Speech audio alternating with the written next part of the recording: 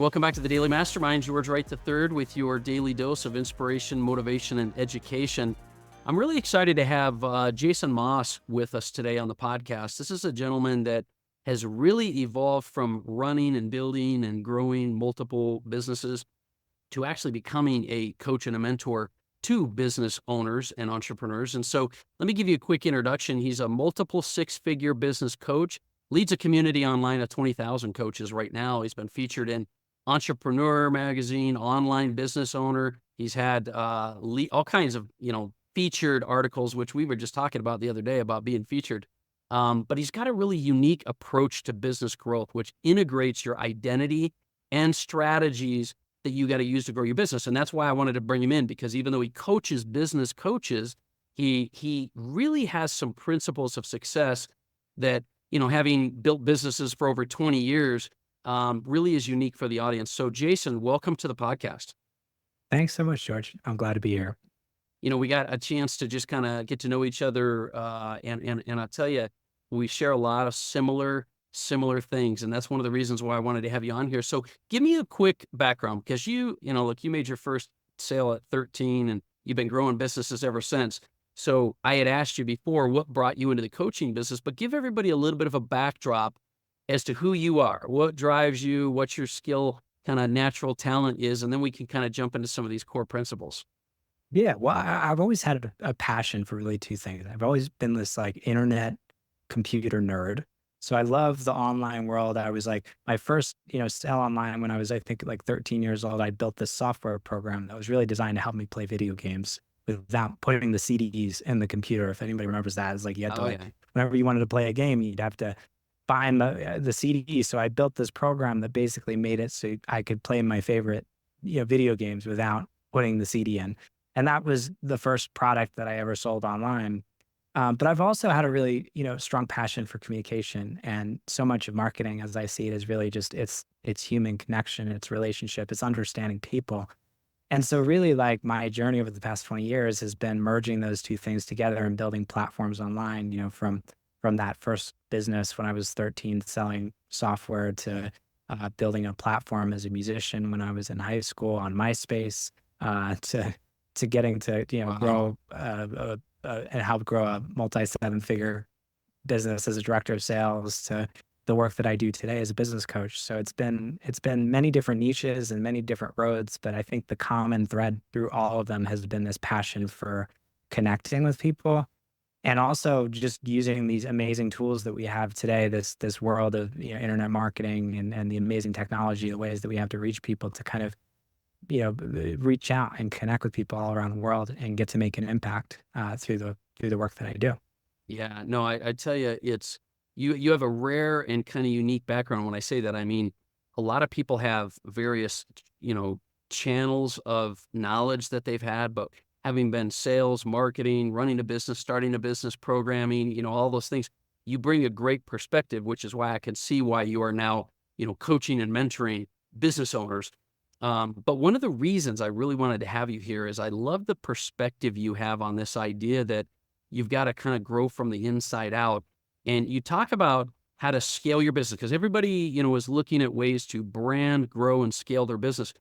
But I want you to talk to us about, you know, on one hand, I thought we could get into strategies and tactics, but really felt the best value we could bring is to talk about how businesses can scale using the identity of that next level of income.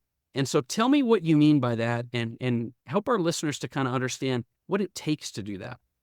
Yeah, it's a great question, and it's probably one of the things that I'm most excited to talk about because it's like 90% of entrepreneurship as I understand it today. It is. And to be honest, most of this was born from frustration for me because I started my career as a business coach really providing people primarily with like strategic business support. And so I would give, people the marketing plans and help them dial in their social media strategy. And I still do a lot of that today. But what would drive me nuts is I would give the same plan, the same roadmap to two different, in this case, coaches, two different coaches, same exact thing. And one person would take that and they'd like triple their revenue in like 6 months. And one person would stay exactly where they are. And for years, I was like, first I was like, am I just a crappy coach? Like, what is Yeah. the Yeah. thing?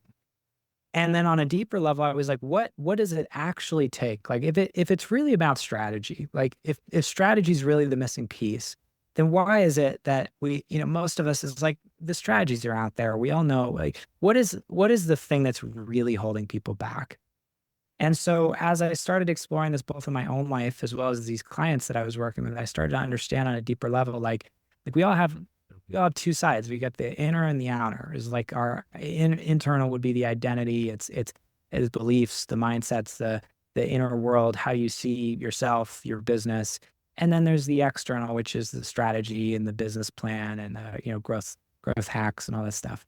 And most people, when they think about growing a business, tend to spend 80 to 90% of their time, if not 100% of their time, exclusively focused on how do I, figure out the right marketing strategy? How do I, put together the right content plan? And they wonder, why it doesn't work. And Well, they want that thing. They want that strategy, that tactic, that thing, yeah. that silver bullet, whatever it is. And you're right. They don't realize it is the inner game.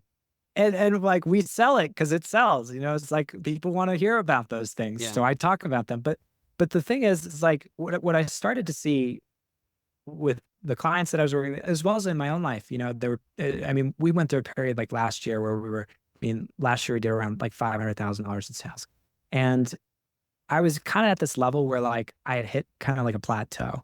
And I was really in this like incremental shift and change kind of place where it was like, okay, how do I do like a little bit more of what I'm doing right now? How do I like optimize that kind of more optimization mindset, which is fine. It's okay. Like it's an important part of business.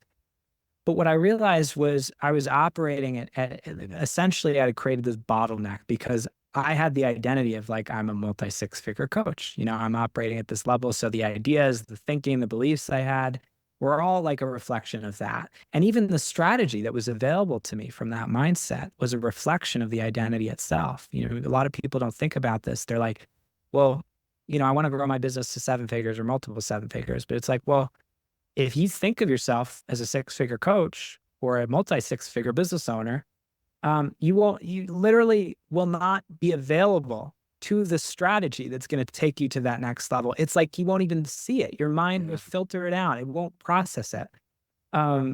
So 6 months ago, I made the commitment. I was like, one day I was laying in bed. I was like, you know what? It's time. And I was actually praying. I was like, God, I'm available. I'm open. I'm ready. I am ready to become the 7-figure coach. Like, I don't even know what that looks like, but I'm committing to the identity. I'm committing to become the kind of person who can hold the level of success that I want. And over the last 6 months, everything's changed. Like our business, we're just walking out of was probably going to be $100,000 launch this month. We're wrapping up tomorrow. Everything has changed. And what's fascinating is the strategy feels like it's fallen into my lap. Yeah. But it wasn't like an intellectual thing. It wasn't like I thought my way through how to make it happen. It was like the first thing I did was I said, who I need to become in order to hold this business that I want. And then suddenly it was like ideas became available. And it was like, oh, this way that I'm doing things doesn't really make sense anymore. And mentors, like certain things like mentors said to me like years ago, suddenly it all comes back. It all came. And I was like, wow, this whole thing is happening. And so what I've realized today is like, I really think of the journey of business growth as this inside out thing, which is my job as an entrepreneur is to focus primarily on expanding to become the kind of person I need to become in order to create the business externally. And so it's 80% there and 20% of the focus is on how do I implement, how do I do this strategy? Yeah. And the more I focus on the inside, the more that the outside naturally aligns and reflects to match that inner state. It's funny. Yeah, it's funny because it is a very parallel path that we had, right? And I think people, when they do progress enough in business, come across this. So, I've had that awesome opportunity over the last 25 years with the companies I've either started or grown or scaled to do $1 billion. But I've been around big names like T. Harv Eker and Tony Robbins and Dean Graziosi and people like this. And I had a similar situation where I was at an event once. We had like 3,000 people at the event. And, I had mentioned to T. Harv Eker behind stage, I was like, look at all these people. 2 people sitting in the front row getting the exact same knowledge.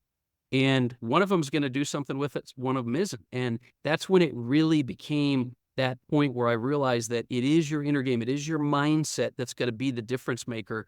And I think people go through an evolution where, in fact, I tell people they go through 3 phases. First is an evolution where you start to realize that your thoughts create your life.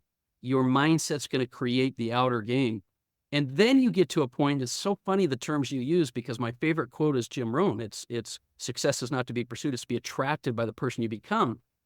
You can get that your mindset creates your results, but it's not until you really build and deal with limiting beliefs, visualization, things like that to do it, that everything else you need just comes your way.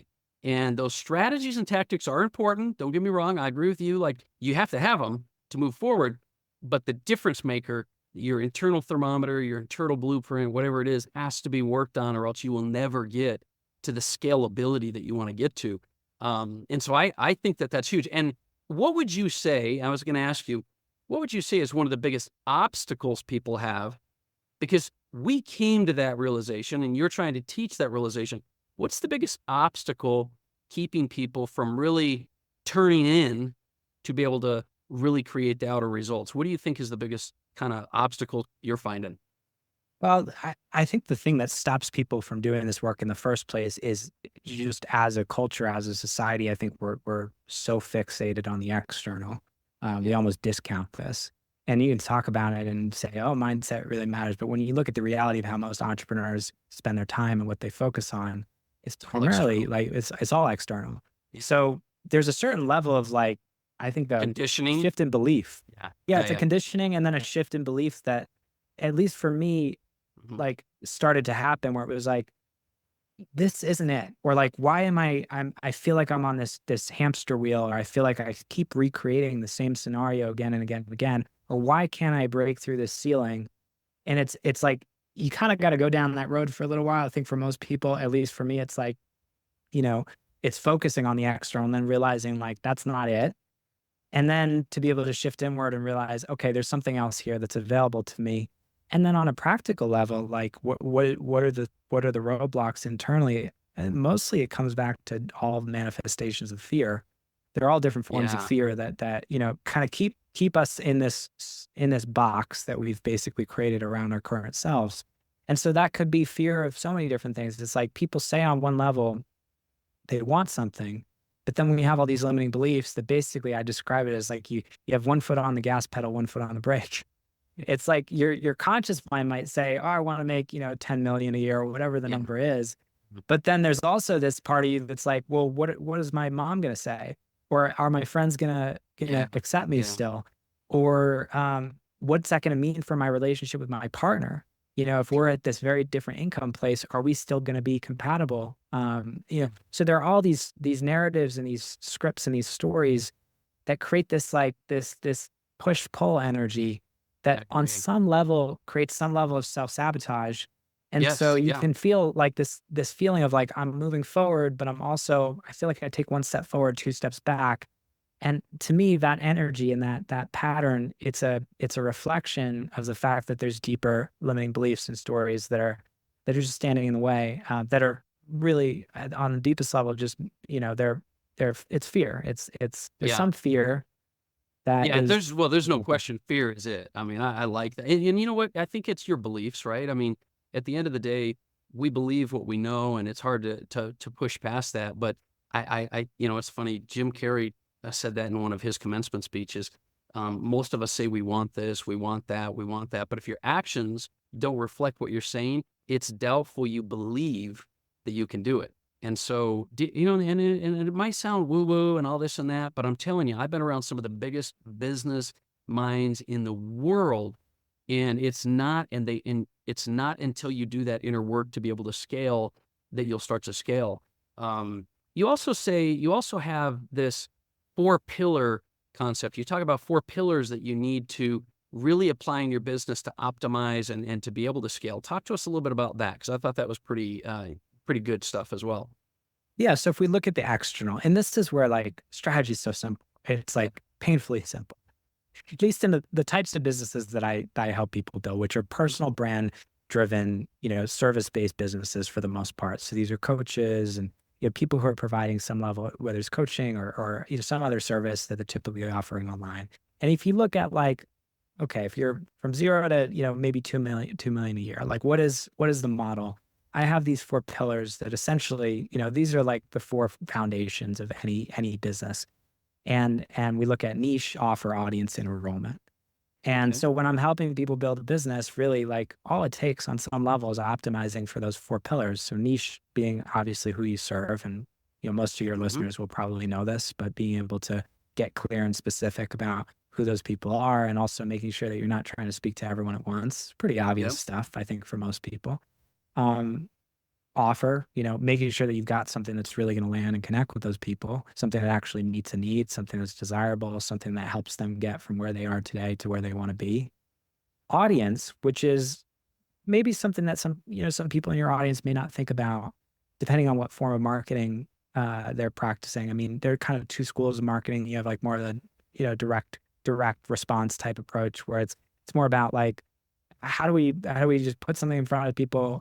We're not really interested in building a long-term relationship with those people so much as just like, how do we just make sure we can cover the ads to Yeah. pay for Right. more Yeah. ads to be able Yeah. to run the cycle again? Run the numbers. But Yeah.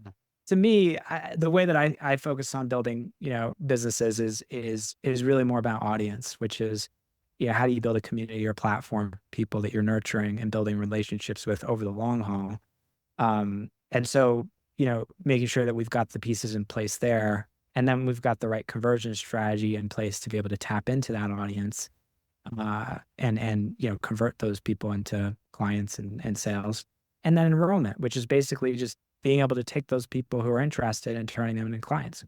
And those 4 pillars are like, if something's not working in your business, you just go back to those 4 things and you can basically say like, what's not in place or what's a little shaky.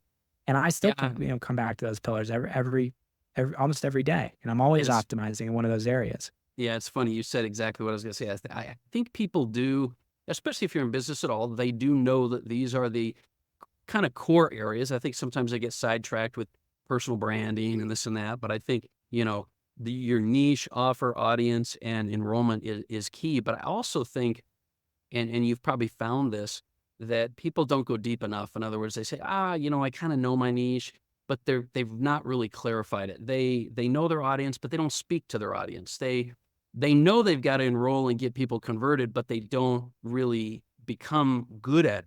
And I think the level of depth, I use the term sometimes. I think a lot of people just dabble in business. They don't go Mm. deep, and they just dabble in business. They kind of know who they're going after, and they try to do things, but they don't really try to master those 4 pillars. I think those are great 4 pillars, by the way, and I think it's a good complement to your inner game and your outer game. Getting all of you what you need to be able to lead and grow and build. By focusing on your identity. Identity is so key, and then moving to those 4 pillars to execute in your business. Um, I wanted to ask you, because we try to keep our episodes somewhat short, but there's so much I want to be able to talk to you about. You said something in, our previous conversations and the information I looked at that really resonated with me, because you talked about how to increase your income with greater alignment or flow, right? So most people think I got to work harder and longer to make more money. And you use the term flow, which is what really caught my attention. What do you mean by that? What do you talk to your business owners about when you talk about that? And help me understand and dispel this whole myth of you got to work harder and longer and more to ever make more money. Yeah, this is a great question. So the first thing I'll share, this is a very helpful framework that I discovered. I have a mentor, his name's Scott Olford. He's a great, business mentor. And he has this framework. He talks about the 3 levels of consciousness. And when you think about running and operating your business, you find that people generally exist in one of these 3 levels. So there's willful, intellectual, and intuitive. So the willful consciousness is like, it's all about the grind and the hustle. It's the like Mm. someone signed up to work with me a couple of weeks ago and he was like, Jason, I'll work like 17-hour days. Like I'll do whatever it takes. Like it's willful energy. And there's nothing wrong, by the way, with any of Right. these levels, right? It starts there, The- right? It starts with willful. for most people, it does. And, it's not so much the energy of strategy and planning. It's more just like, I'm just going to hustle my way to, I'll do the 150 cold calls a day. I'll do whatever it takes. So that's one level that you can operate at. And the idea is, all these these levels we all kind of cycle through them on a given day, but you might find that you spend more time in one versus the other. So we've got willful, then we've got intellectual, which is, you could maybe say, one rung up from that. And that's the level of like the strategist. It's the person who's going to sit down and, optimize and look at the data and say, like, how can we be more effective, or efficient, or, how can I look at what I'm doing and optimize and, get more out of my time and create more productivity and get more out of what I'm doing. And so that's a level of business too. And generally, you find that the people who are operating at that level are more successful than the people who are Yeah. operating like solely at willful. It's like you Yep. can get to like 6 figures at willful, but you're going to burn it out really quickly if like that's where you're operating on a daily basis. So you've got an intellectual. And so this is, for me at least, primarily where I, spent most of my time up until relatively recently. The thing about intellectual consciousness is like, you can build a very successful business from this place. But generally, a lot of people find that, if you spend a lot of time here, you tend to feel like, okay, maybe I've got a business that works on paper, but I feel kind of dead inside. At Yeah. least that was my experience. I was like, last year I built this business. It was like everything was perfect on paper, but I was like, this is Now not what? exciting Yeah. me. I was like, no, I don't care. So then you move on to intellectual consciousness, and you've got, more of the realm of like it's more of the like feeling, energy. It's like, I I go from intuition. I'm not so much in my head, I'm more in my heart. I listen to like what I'm feeling called to and pulled to, even if it maybe doesn't make sense for me rationally. Like I might not have as strong of like an intellectual plan around everything, Is but it I'm more more in this purpose and place. passion based, kind of more Yeah. of that? Got it. Yeah, you could say that for sure. And so this is also like a way of running a business. And so like as an example, like my business as it looks today is very different than it looked like a year ago. I mean, a year ago we had everything, we have all sorts of funnels and everything was like Mhm. optimized. And today it's more like I've got, systems in place to grow my audience. And I don't really have a big long-term plan, but I just kind of ask myself, like on a given week or a given month, like, what am I excited about sharing? So I might, launch a program, or I might do a, workshop, or I might, like, we did this launch that we're finishing up this week. Like I didn't pre-plan really any of the emails. I've been waking up every day and writing these emails out based on, what I want to share with people in the moment. It's much more of this kind of like fluid thing. And at least what I find is for me, and I won't say this for everyone, but for me, I didn't even know that level of business was available, number one. Well, Um, you wouldn't intuitively think you could make money at that level, right? yeah, there's a Because belief so of like, yeah. oh, if I let go of like my mind and the control and the Yes. planning, it's Yes. all going to fall apart. But actually, what I'm finding is I'm making a lot more money because I feel a lot better, and because everything I create and share has that it has a different energy to it. It's like, I'm a business coach. Like I sell on some level, I sell, helping people find like freedom. This is like the big thing that people actually want Yeah. entrepreneurs to talk about. Like, and so it's like, but for so long, it was like I was so drained in my business because I was so caught in my head all the time that I would create all this content and record, these videos, and I'd be using the words talking about freedom. But you could see on the videos, it was like I was a slave to my business. Talking. So Yeah. it's like on some level, you're kind of pushing people away at the same time as you're pulling them in. Yeah. And would you So say that's kind of where you ultimately tap into that? I mean, I get hard work. Everybody starts there. You get some intention and strategy. You move to intuition. That's where you really, is that the area you feel you really find your flow? Is that where you really I think feel so aligned? personally. And it's to your point, I think it's great to go through. And it's not that I don't, Mm. plan and don't use my mind and don't, have moments where I'm just like, I got to get something done. And I'm, in willful, but I spend more time than ever in intuitive. And at the same time, I think to a certain extent, like going through those stages and also really having a mastery around the tools and the strategies has allowed me to hold all of those things with a lot more fluidity, where it becomes more of this like play and Yeah. less of this like really heavily intellectualized, systematized type of thing. And that's a possibility that I think is available for everyone. You know, Yeah. it is something that anyone can step into. And I think you're right. And you said something I'll double down on here, and that is, you have systems in place right now. I mean, I think when you're working hard in the beginning, you can kind of create those systems and SOPs and things that can help you to do it. And most people don't realize that you have to, in order when you get to that 7, 8-figure, 9-figure level, you have to have people and systems in place. I always talk about a 7-step business strategy I have that starts with mindset, it ends with money, structures, but it goes through the typical, strategy, marketing, sales, growth strategies, and systems. And those systems allow you to be more intuitive. I think there's some people on both ends of the spectrum. They're hard workers and they don't get to that point. There's others that want to go in with law of attraction and just kind of be Yeah, intuitive and have impact and purpose, but they don't have any systems in place. You won't stay there very long because you won't be making any money, 100%. right? But I liked how I've actually not heard it that way. You've kind of graduated through these levels of consciousness. I think that's huge. So let me ask you this, because I know we're out of time here. What would you say right now if people are looking to, shift and pivot a little bit into their internal game, or really take the 80% they've been doing and want to move into the 20% that'll make a bigger difference? What would be your best advice, or what would be some final thoughts you want to kind of leave with individuals that are listening to this that will help them to kind of put that into practice or go to the next level? Is there anything else you kind of want to kind of mention here? Yeah, it's a good question. I mean, I think probably the first thing I would do is I would get really curious about like what are the recurring patterns or Mhm. the things that I keep seeing again and again in my business or my life. Because there's also this idea that like business and life are separate. They're really two, one and the same. It's like I love Oh, that glad you said that. John Kabat-Zinn says, "Wherever you go, there you are." And the more I've done this, the more I've realized that there is no difference between how I show up in one area of my life, whether it's my relationships or my relationship with my partner or my friends or Okay. my health versus the business.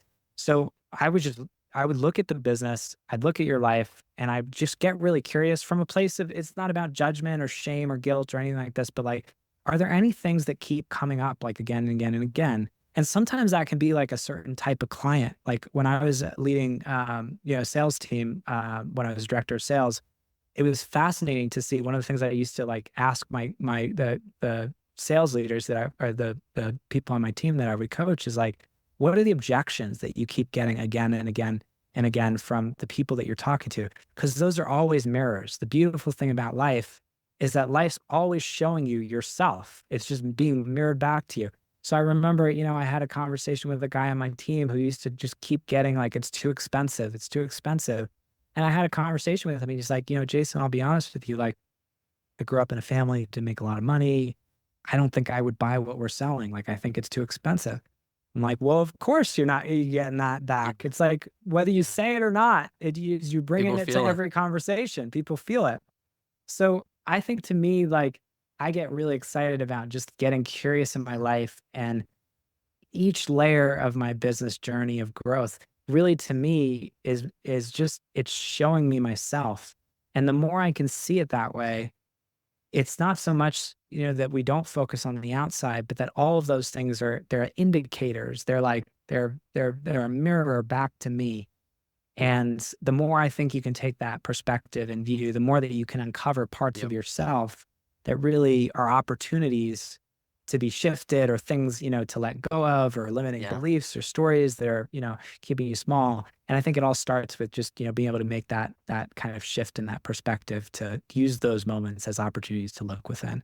Yeah. I like how you put that, because I think when you are curious, when you stay forever curious, you'll be able to identify those things. And it's the people that are missing are the ones that are missing those things. So I think that's great. And that's a great way to end our conversation too, because I think if people are curious, they will find the areas that they need to grow in. And you're right. I mean, if you're going to be building a business, look, the only reason we build business is to have a better life. And so why not focus on what it's going to take to have a better life and apply that to your business? And so I always tell people it's never too late to start living the life you were meant to live, the one you want to live. But it's life we're after, not business. Business is a vehicle to get there. So by applying that, by becoming better internally, working from the inside out, by aligning and being more intuitive. I like those messages. So listen, Jason, I appreciate you being here with us. And for those of you listening, I want you to do me a favor and share this show. There's people out there that really are going to benefit from this message. So if you've gotten some value today, share the show. Where's the best way for people to connect with you? What's the best? And I'll put some show note links in there to various places. But if they wanted to connect with you, maybe contact you, sort of reach out, where's the best way for them to get in touch with you? Yeah, so I love having conversations with entrepreneurs, and I would encourage you to reach out to me personally. You can hit me up on Instagram at Jason Moss Coach, JasonMoss Coach is the handle. Go to our website, jasonmoss.com. There's links on there to connect with us in a couple different ways and things that we're up to. But yeah, I would encourage you to reach out because I would love to chat. Yeah, well, I know that about you, and that's great. And guys, listen, I will put the I'll put the website as well as his Instagram handle and some of his other social media assets in the show notes. So go check him out. I encourage you to reach out, have a good conversation, see what you can do to kind of look at where you're at. In the meantime, remember, share the show, do everything you can to kind of make impact for other people. And I look forward to talking with you more tomorrow. You've been spending time with us today. I appreciate your support, and I look forward to having more conversations with you. So hit me up on the Daily Mastermind on Instagram or Facebook, and we'll talk with you real soon. Have a great day.